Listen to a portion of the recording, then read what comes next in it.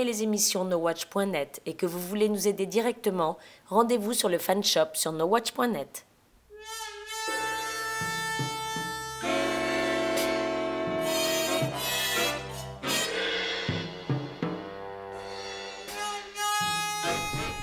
Mesdames et messieurs, bonsoir. Je représente ici ce soir avec notre petit Hobbit, la Worldwide Foundation Against Hobbit Harcèlement, représenté par, comment t'appelles-tu, jeune Hobbit? Bilby. Bilby. Bilby, tu as un message à nous faire passer afin de protéger et de promouvoir l'existence et la reconnaissance du peuple Hobbit que tu représentes avec brio. Oui, alors avec qui? Parce que nous les Hobbits, nous ne manquons pas d'humour, ça je tiens à le dire. Et depuis que l'odieux, j'ai le ventre qui me gratte. Depuis que l'odieux John Plisken a lancé une campagne de dénigrement à notre égard, dégueulasse. Je tiens à le dire. Et là j'ai noté, je peux vous le dire, ça fait des semaines que je note toutes les cochonneries que l'on balance, Moi j'en ai ras le bol, je craque, ok? Moi j'ai envie de prendre mes deux pieds. Calme-toi. Non, c'est vrai. J'attends de pied ferme. J'attends de pied ferme. J'attends le combat mérite d'être mené. Oui, j'attends de pied ferme ce film de Peter Jackson parce que j'en ai gros. Et moi, si je vois Plisken, tu vois, moi je lui colle un bourre-pif, quoi. Voilà. Ça gratte un peu. J'espère que vous l'aurez compris. Le combat mérite d'être mené. Ces gens souffrent, ces gens sont petits, ils sont brillants, ils sentent mauvais. Ça, je peux vous le prouver. Enfin, je peux pas vous le prouver. Les Hobbits, on a des gros pieds poilus, mais quand même, on se lave. On n'est pas plus sale que vous, monsieur Damout, que l'odieux Plisken. Et voilà. Même si je souffre dans ces chaussures un peu bleutées. Non, je ne me calme pas. Et je pense que je vais faire un gros scandale si ça continue. Parce que moi, au bout d'un moment, la coupe est pleine.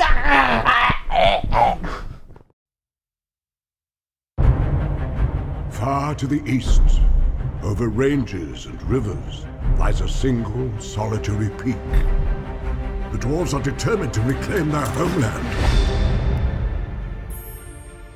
I like visitors as much as the next hobbit.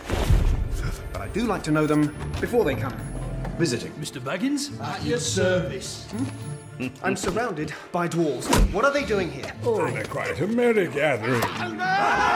So, this is the Hobbit. You asked me to find the 14th member of this company, and I have chosen Mr. Baggins. Me? No. Hobbits can pass unseen by most if they choose, which gives us a distinct advantage. We will seize this chance to take back Erebor! Here, Mr. Bilbo! Where are you off to? I'm going on an adventure! Mithrandir, why the halfling? Why Bilbo Baggins? Perhaps it is because I'm afraid. And it gives me courage. So this is your purpose, to enter the mountain? What of it? There are some who would not deem it wise. A dark power has found a way back into the world. Why don't we have a game of riddles? And if it loses, what then? Well, if it loses precious, then we eat it. If Baggins loses, we eat it whole. Fair enough.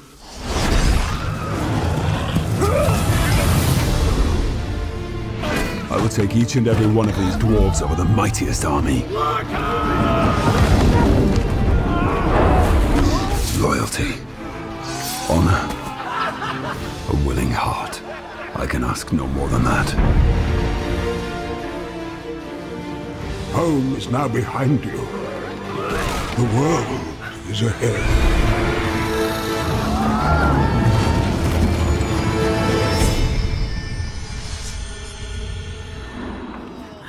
Well, that could have been worse.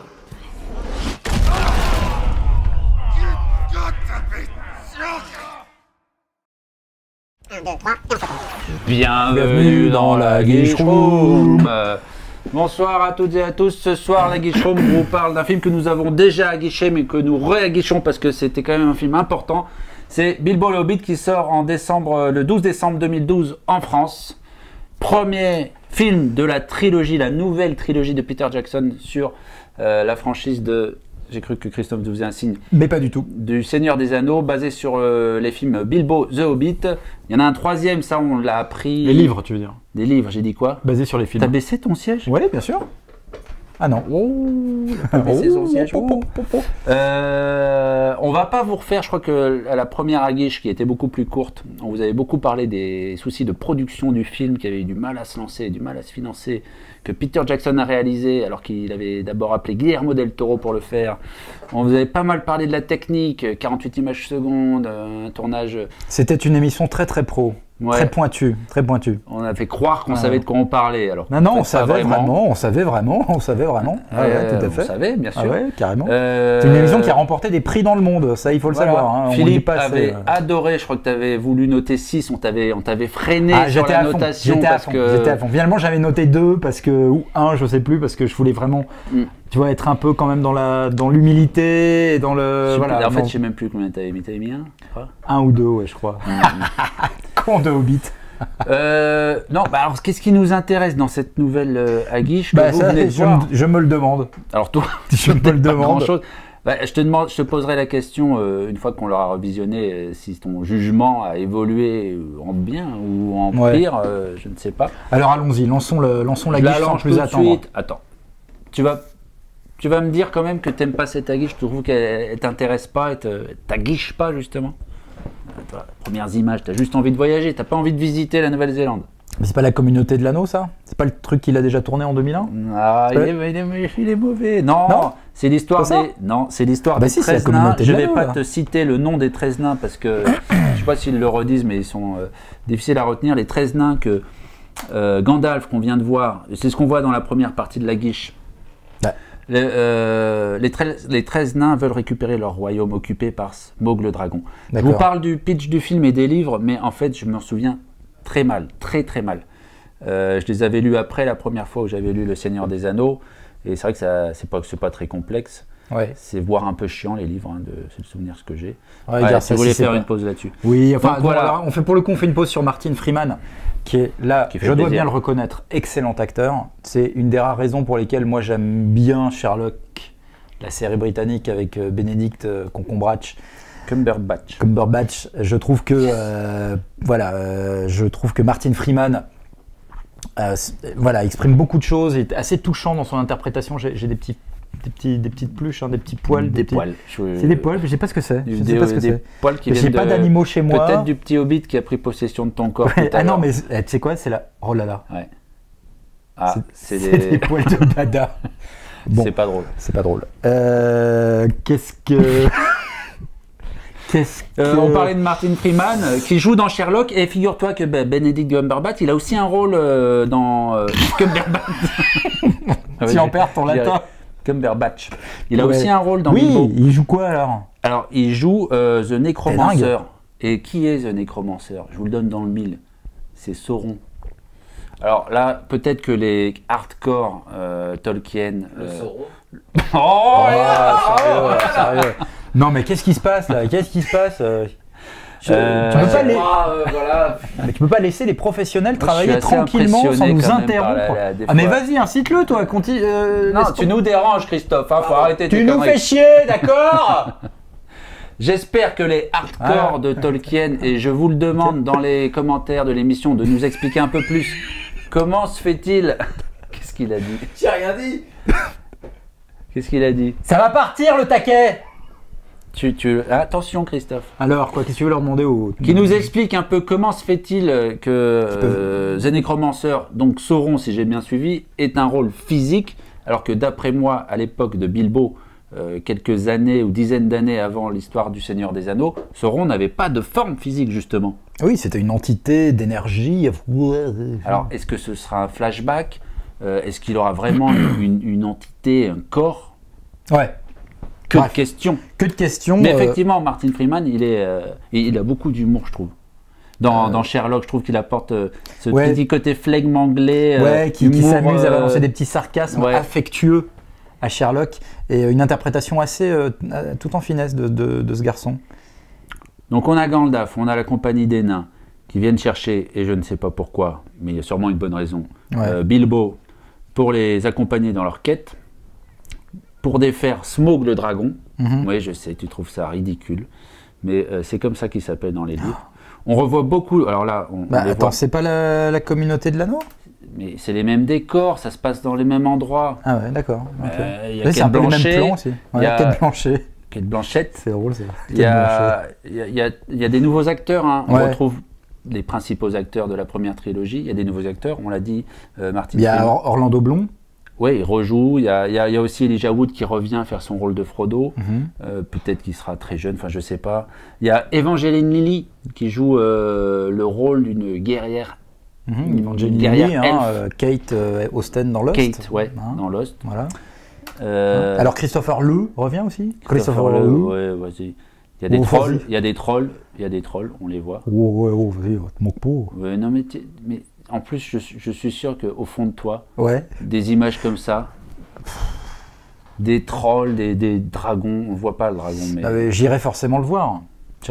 Ça m'intéressera, mais je ressens toujours la même indifférence, teintée de une envie de moquerie légère, quoi, tu vois, par rapport à tout cet univers un peu grotesque. Voilà, j'ai touché mon micro. C'est dans c'est dans cet épisode que Bilbo trouve l'anneau. Et donc nous retrouvons également notre ami Gollum. Et des gros lapins donc. Des lapins que je viens de voir. Hein. Des lapins géants. Donc lui c'est je sais plus comment il s'appelle. Des lapins géants. On le voit Gollum, c'est là où il y a la fameuse énigme où il arrive par une ruse à prendre l'anneau à Gollum. Et qui commence à le suivre, à le pourchasser pour retrouver son anneau à partir de cet épisode. Moi, j'ai toujours un peu de mal avec Gollum pour... Ah oui. Ouais. Moi, dans les 2 tours, pourtant, alors là, pour le coup, c'est un des trucs qui m'a vraiment scotché, quoi. La prestation de Gollum, enfin d'Andy Serkis dans le rôle, et le design et le photoréalisme du personnage. Moi, franchement, alors là, pour le coup, c'est un des trucs que je trouve vraiment réussi. C'est sûr que sur le photoréalisme et la performance... Et l'expressivité du... Oui, mais je trouve que c'était trop, quoi. Ah ouais, carrément. Ouais, c'était trop. C'est comme quand des acteurs font de la motion capture, en général, je trouve qu'ils en font trop. Ils entendent trop ça, beaucoup plus bouger leur corps qu'ils ne le feraient en réalité. Pour le simple prétexte qu'ils ont des capteurs sur eux, donc quand tu parles, tu n'es pas toujours en train de bouger. Alors moi, j'adore cette image-là. Je me demande si c'est pas le chef des trolls, ou je sais plus, il y a un personnage qui a un rôle comme ça. Je sais pas, en fait, c'est marrant, moi ça me laisse froid, c'est tragique, hein. Moi j'aimerais tellement ressentir ce que tu ressens et ce que ressentent des millions d'entre vous. Je ressens une vraie excitation à revoir ces images. Petite chtonga quoi. Petite chtonga, petite chtonguita, j'ai envie de te dire. Enfin, moi j'avais adoré Le Seigneur des Anneaux, la trilogie, je trouvais qu'on avait des images épiques qu'on n'avait jamais vues et qu'on a rarement revues depuis, des scènes de bataille qui étaient quand même... hyper ambitieuse, et il avait eu les moyens de ses ambitions. Bah là il les aura aussi, il les a eu aussi, je suppose. Il les a eu aussi. Alors on a eu aussi l'info qu'il y aurait 3 films au lieu de 2. Si c'est pas du foutage du nom du 3e film. Le 2e c'est La Désolation de Smaug et le 3e c'est There and Back Again. En français, Histoire d'un aller-retour, dont la sortie est prévue pour 2014. Sachant que donc le 2e volet, la Désolation de Smaug, sortira en décembre 2013. Donc il nous refait exactement le même plan qu'il y a 10 ans, avec un film par an. Bon, alors pourquoi pas. Si j'ai bien suivi, Bilbo est vraiment il n'y a que 2 films, et le 3e... 2 films, 2 livres tu veux dire. Enfin en tout cas il voulait l'adapter en 2 films. Le 3e, il a utilisé, c'est très précis, 125 pages des appendices du Seigneur des Anneaux. Et soi-disant, ça a été décidé pendant le tournage. J'y crois pas un seul instant. Tu veux dire que dès le début de la pré-production, toi, tu penses que c'était plié, qu'il savait? Alors qu'il savait peut-être pas, mais qu'en tout cas, lui, il savait qu'il voulait faire 3 films. D'accord. Il avait peut-être pas eu le green light de la prod, parce que forcément, ça représente des enjeux, à mon avis. Enfin, le budget, je crois que c'était 500 millions, tous les films ensemble. Ce qui est énorme, mais... Et à mon avis, il n'avait pas eu le green light, peut-être pour débloquer les fonds pour le 3e volet. Il les a eus, peut-être que les studios ont été rassurés après la difficulté de lancer la production du film, de voir que ça tournait et que ça marchait, et qu'ils se sont dit « Ok, vas-y Peter, tu peux tourner le 3e, tu peux y aller, on finance. » Je propose Tant que mieux nous pour passions. Tant pis pour toi.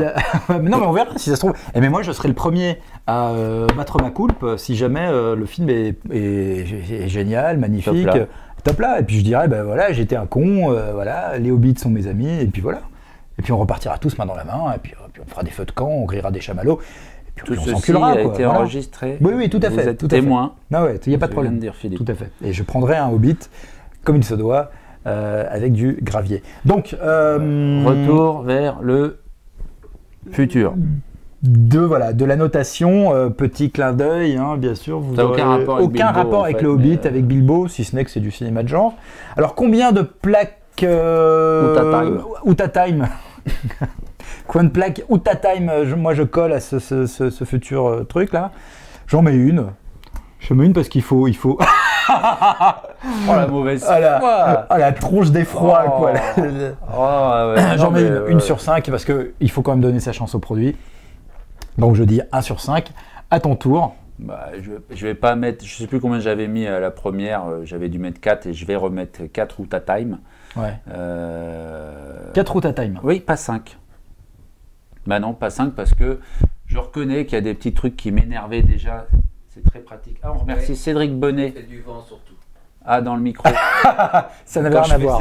Oui. Mais on remercie quand même Cédric Bonnet. Oui, parce que c'est la plaque de Cédric Bonnet. Ouais. Je croyais que tu me faisais signe pour penser à dire merci à Cédric Bonnet. Non, j'y touche pour l'instant. Tu touches pas. Ah, ben attends, moi aussi je peux faire ça. Hein. Moi aussi. Ah, mais moi aussi. Hein, moi, le problème, ça. Moi aussi, j'habite. Ah, pas loin.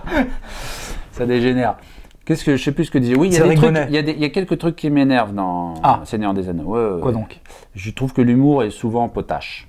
Potache. Un potache. Ouais. Petite vanne, potache. Potache. Non. Potache aux légumes. Je te laisse tout seul dans ton potage. Bah voilà. Voilà, on peut pas s'empêcher. Hein. Non, des longueurs, surtout sur le 3e volet. On avait l'impression qu'il n'arrivait pas à le finir, ou qu'il voulait pas le finir. Le dernier volet. Le dernier volet. Moi du j'ai 3e. dormi, je me suis endormi au cinéma. Bah ouais, c'était long à finir. Interminable. Des moments enfin bon, on va pas revenir là-dessus. Non, mais c'est pour ça que je mets pas 5. C'était pour ça que je reste à 4, parce que je peux aussi avoir des réserves. Alors c'est à vous de nous dire combien d'Uta Time vous collez à Bilbo et au premier film qui doit sortir donc en décembre, le 12 décembre.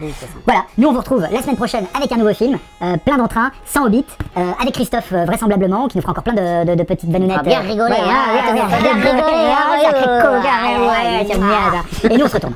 Allez, hop, décédé. Tu sais que Uta Time, en fait, quand j'étais ado, c'est comme ça que je le lisais. Tu lisais ça Uta Time? Ouais, Uta Time. D'accord. C'était ridicule quand même. Bah, j'étais pas bon en anglais, Ouais. excuse-moi. Hein. Est-ce que je peux encore te papouiller ce soir? Je veux bien que tu me fasses un massage. Alors quand il s'agit de faire des massages, un truc qui fait quand mal. il s'agit de faire des massages, ça t'aime bien. Ah, ça, Hein bien. Je sens une petite protubérance. Oui, là. bah, juste là où t'es, Ouais. j'ai une vraie douleur. Qu'est-ce qui s'est passé? Je sais pas, ça va pas. C'est bien ça. Oui, c'est bien. Excuse-moi, Cédric, je vais être obligé de casser ta plaque.